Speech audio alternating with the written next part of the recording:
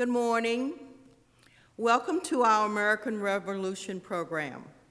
This year we have studied our American history from the beginning of the colonies to the development of our nation. We have learned about people who fought for this land to become a nation based on completely revolutionary ideas and a government by the people and for the people. This is our story. It all started in 1745 with the French and Indian War. King George III of England needed a way to pay for the expensive battle. He started into taxes without our consent. And now we, the colonists, are suffering. Our shops are closing. We cannot make a living and support our families. King George III is making our lives miserable here in the colonies. Here are all the bad things that have happened to us over the years. The king and his parliament are to blame. He does not care about us. All he wants to do is control and tax us. I think it is time to separate from England and be our own country. The Sugar Act of 1764. They tax molasses, our very important ingredient for my breakfast. The Stamp Act of 1765. They tax all paper goods. Now it's hard to buy a newspaper and even a deck of cards must bear the royal stamp. The Quartering Act of 1765.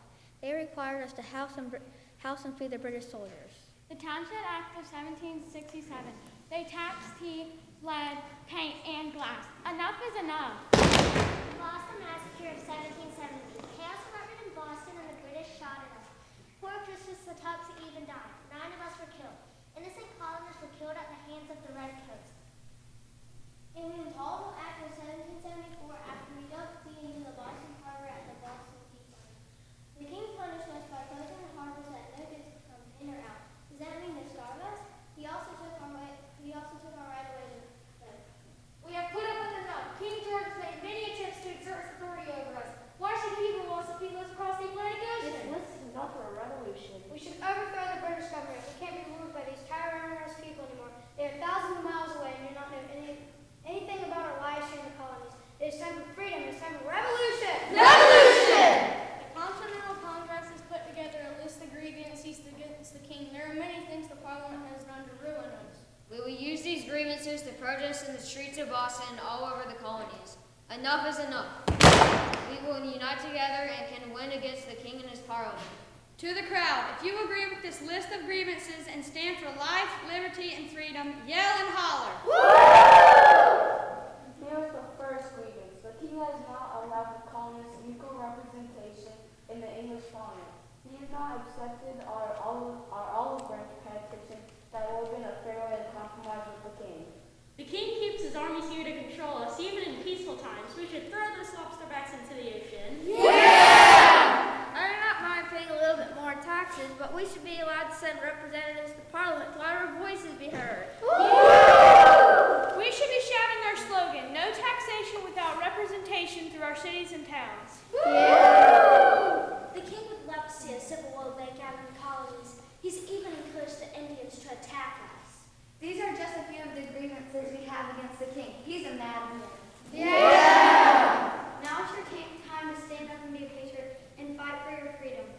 Our independence is inevitable. Now let's see how Ben Franklin says, hang together, hang separately. These are not empty words. Our lives are at stake.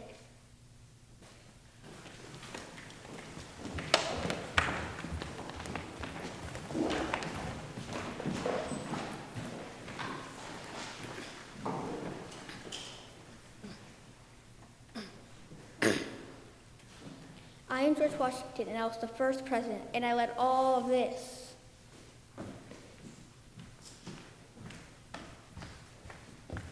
Hi, I am Mercy Otis Warren. I was a published poet and a political playwright and a satirist during the age of the American Revolution.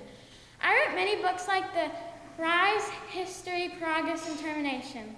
I was a prominent author during the American Revolution and the debate on the Constitution. I was one of the first women to write about the history of the American Revolution.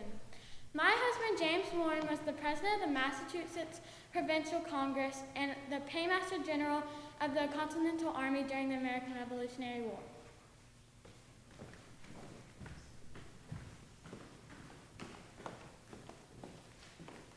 Hi, I'm one of the Sons of Liberty ladies. The Sons of Liberty formed in the summer of 1765 to stop the Stamp Act.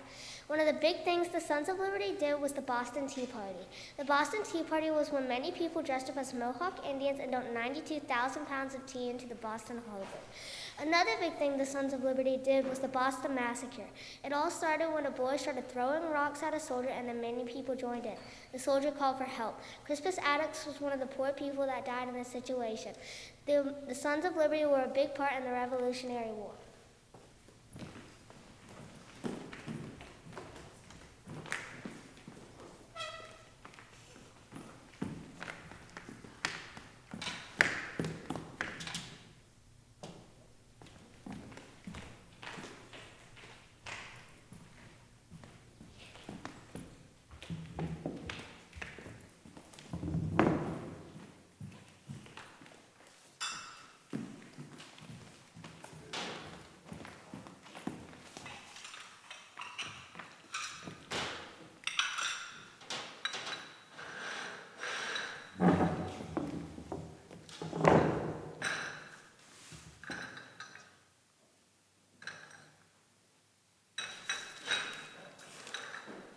Look at the newspaper. These tea taxes are off the chart. The British tea was dumped into the Boston Harbor on December 16, 1773.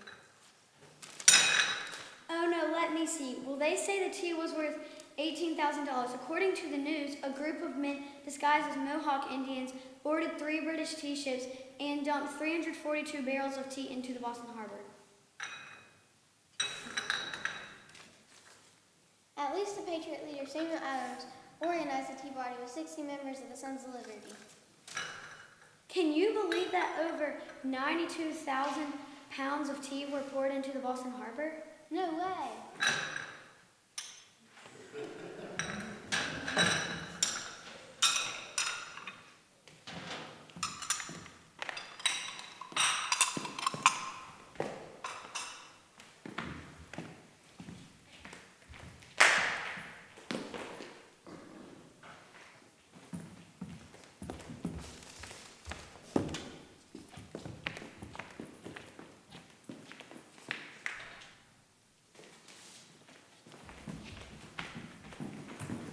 I told you the horse was faster.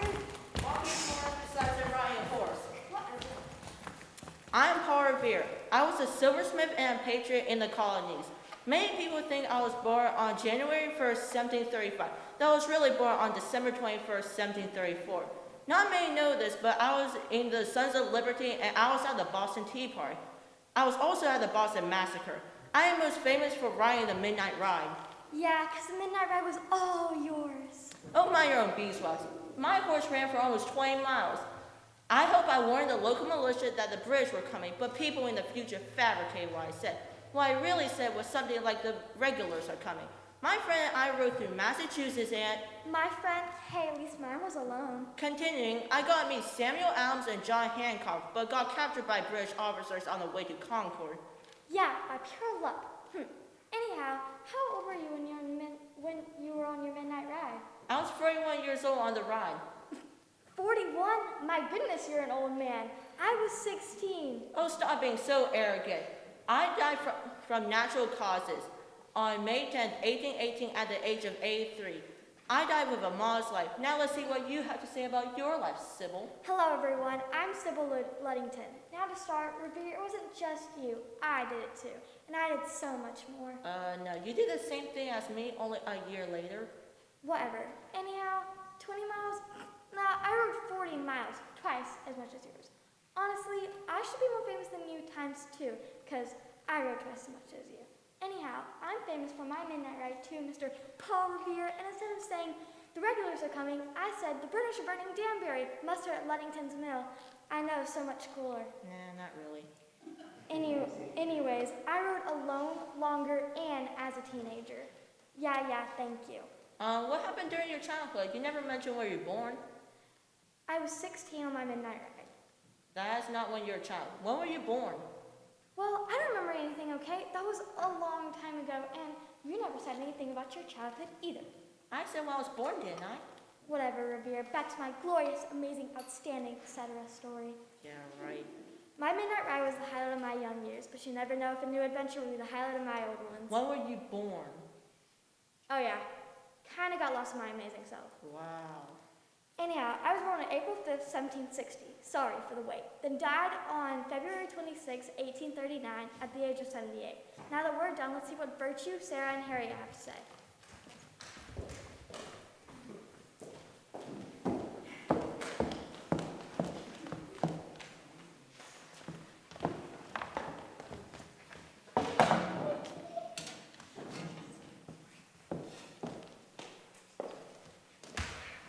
Hello, I'm Rachel Revere. I was born in 1745. I'm Paul Revere's second wife. I met Paul on Boston Street. In my hand, I have John Revere. John Revere is 3 months old. He's Paul Revere's first wife's son. I have many more sons and daughters, but they all have their life of their own or fighting in the war. Hi, I'm Harry Revere. I was born July 20th, 1782. There isn't much about me, but you probably know me as Paul Revere's daughter. My father was a great man the second he was born and the second he died. And now let's see what Sarah Revere has to say.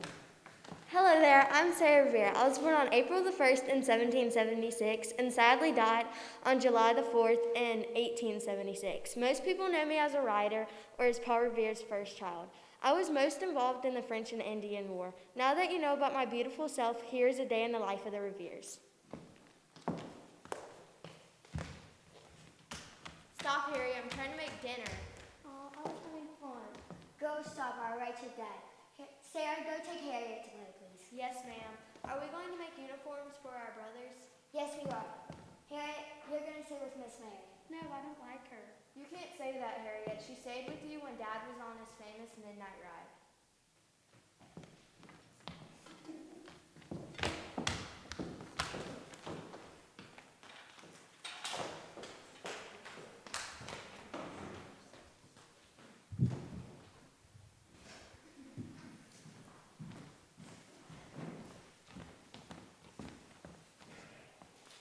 My name is Patrick Henry, and I helped in forming America in the Bill of Rights. I was born on 1736 in Hanover County, Virginia. I was born with 8 other children and got most of my education from my father, who is from Scotland. I played the flute and fiddle when I was young. I also ran a store for my father when I was 15, but the business failed. I ended up marrying Sarah Shelton when I was 18. When I was 29, I got voted into the House of Burgesses. This is when I started acting out against Britain's acts on the colonies. I had a fiery voice about this. After the war, the Constitution started to get written. I didn't like it. I had an anti-federalist voice, and the Constitution leaned towards a federal government. I did get a chance to shape the Bill of Rights, though. My name is John Quincy Adams, and I was born on the same day my maternal grandfather, John Quincy, was leaving the Massachusetts legislature. My mother, Abigail Smith Adams, had a strong influence on my education because the war deprived the Braintree of its only schoolmaster. In 1775, I was a delegate to the Second Continental Congress. I was also the 6th President of the United States of America. I'm Samuel Adams. I was born September 27, 1722. I was Massachusetts politician of the American Revolution, leader of the Massachusetts Radicals, which was from 1774 through 1781. And I was also a signer of the Declaration of Independence. I died October 2nd, 1803.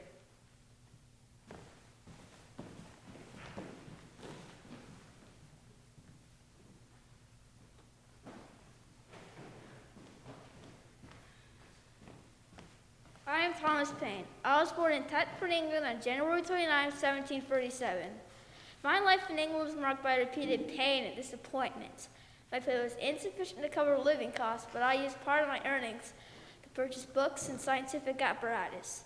When my situation appeared hopeless, I met Benjamin Franklin in London, who convinced me to move to America for a better fortune.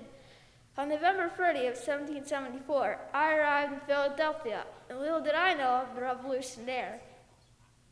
I published numerous articles and some poetry in Philadelphia. On January 10th, 1776, I published one of my most famous pieces of writing, Common Sense. My pamphlet paved the way for American independence from Great Britain. For this I am often called the father of the American Revolution. Without my pamphlet, the colonies would have stayed under British rule for much longer. I continued writing throughout the rest of my life, and I died on June 8, 1809, of a natural cause, at the age of 72.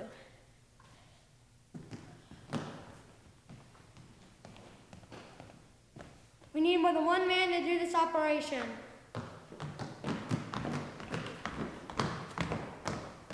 Ethan Allen, sir. R. Allen, sir. Seth Warren, sir. Officer Warren, do you have the cannons? Yes, General Green. We need to march to Boston. March!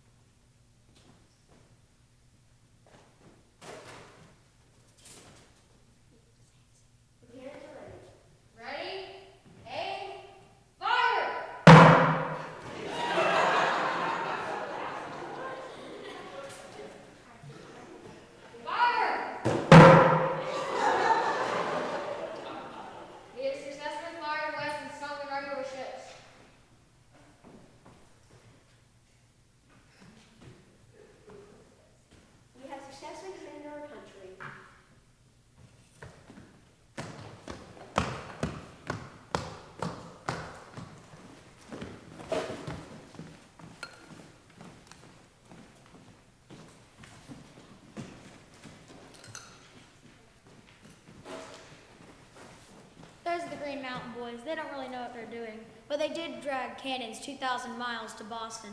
But anyway, I'm Benedict Arnold, and you might know me as a notorious traitor. But I had a reason, okay? When I took Fort Ticonderoga, Washington scolded me because I wasn't supposed to do that. But by then, I was done with America and free the people. So I asked for Washington for control over West Point, and I was approached by a British officer. He said he'd give me 20,000 pounds and a spot in the British Army to sell West Point to the British. Who could turn down a deal like that? So I took the 20,000 pounds and the spot in the British Army and sold West Point. Next time you think of Benedict Arnold, think of him as a businessman, not a trainer. And also, I have papers to sign.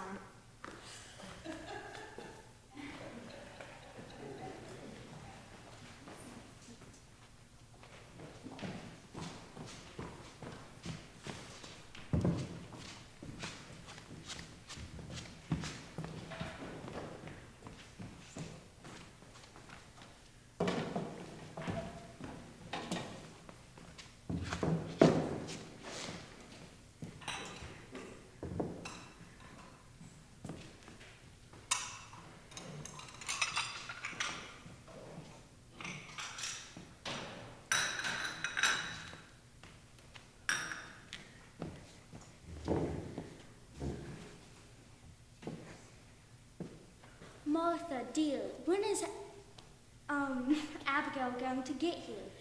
She's an hour late. Miss Mary, calm down. She's not an hour late. Well, I suppose while we wait on her, we should tell our guests a little bit about ourselves. Very well then, Miss Mary. Hello, I'm the hostess of this little celebration tea party. I'm just so happy that all of y'all can make it. I'm also happy that George is back. Let's all pray that he stays. If you don't know me, I'm Mary Ball Washington, but most of you know me as George's mother. I remember when my father died when I was only 3. I was just so sad. It was the same with George leaving, but now that he's back, I'm better than I ever was before. Hello, Mount Vernon guests. Miss Mary and I are so honored to have you here. Well, here's a bit about me.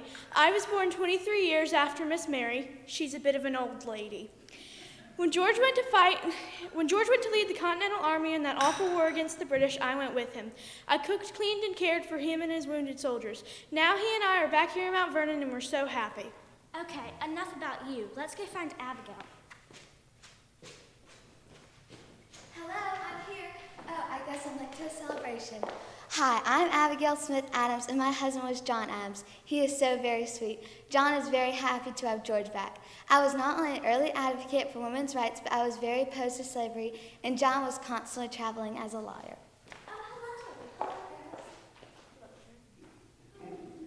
Aren't we all happy to have George back? Yes, so happy. I found this absolutely wonderful. Oh, I found this absolutely wonderful. Thank you for coming.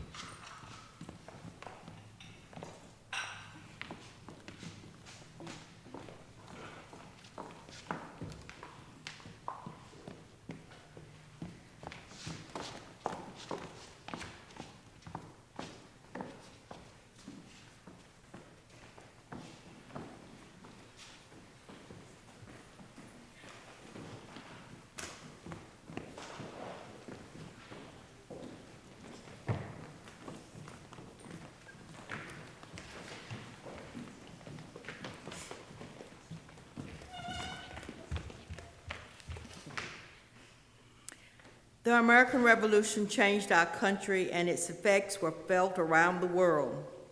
We study our American history so that we can appreciate how we became a nation and how it's our responsibility as American citizens to treasure our heritage.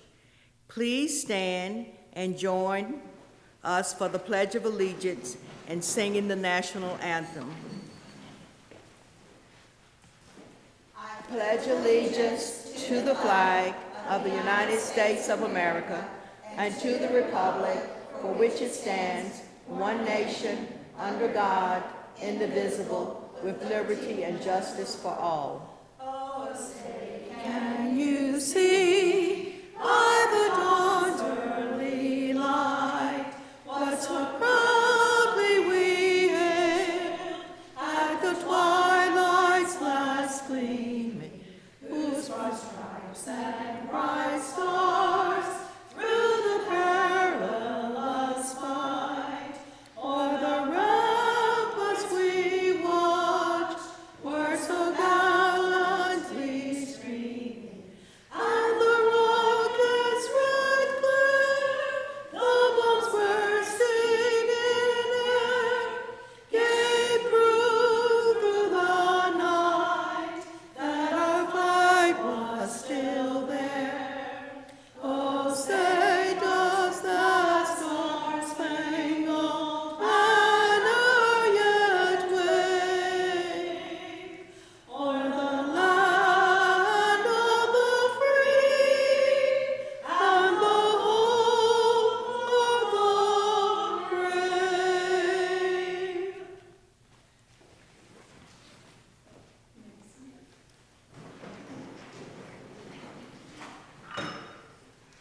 Thank you all for coming. We hope you have enjoyed this. This has been the culmination of a lot of work. The students researched and wrote their own skits. I hope you noticed that note in the program. But they did all of this on their own. And so I'm very proud of them. Ms. Connor has worked with them with the content through our study of Why America's Free, the text, and we are just so pleased with what we have put together today. We are going to upload the video to YouTube, so you'll be able to access it at your leisure. And I'm going to turn it over to Mr. Powell. Yeah, thank you so much for coming. It's kind of hard to follow that, but it's well fun. Let's give these guys a round of applause, please.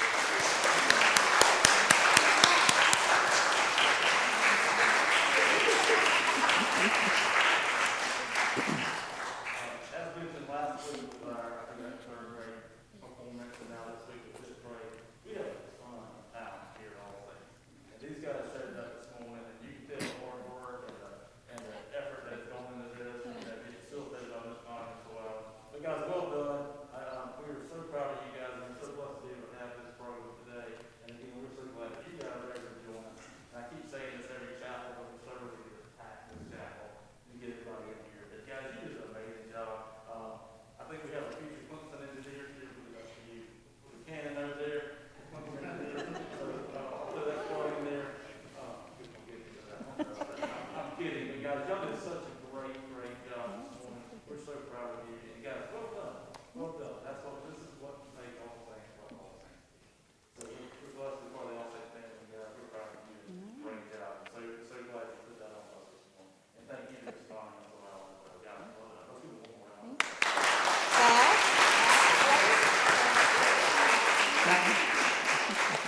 You did notice the curtsy in the bow, right? Curtsy in the bow. We had to learn that. We have a little bit of a break. Oh, I do want to recognize two of our students. If you notice your programs, there were two separate programs. One was artwork by Kevin, and one was artwork by Stasia. So let's give them a round of applause. They are great artists, and I always try to do student artwork for our program covers. You'll see two more this afternoon, or in about an hour, if you're going to come back for the poetry picnic. I do want to give you a few directions if you're coming back for that. At 12 o'clock, we will be on the front lawn poetry books in hand, and each student will present what their favorite poem is for the poetry picnic. I think if you read my email, that's a key word, if you read my email, you are able to come and bring a lawn chair, bring a blanket, bring lunch, share it with us, and it's just going to be a great afternoon. And I'm going to move out of the way in just a second, and if you want to take some pictures, I did take some program shots, and I will send those out as well. But if you would like to take some pictures, we're going to just pose here for a moment, and we're going to be taking our break, going back, getting everything ready for the poetry picnic, and so we invite you to come back if you're able to, and we will see you at 12 sharp, okay? So I'm going to move out of the way, and I'm going to move this out of the way.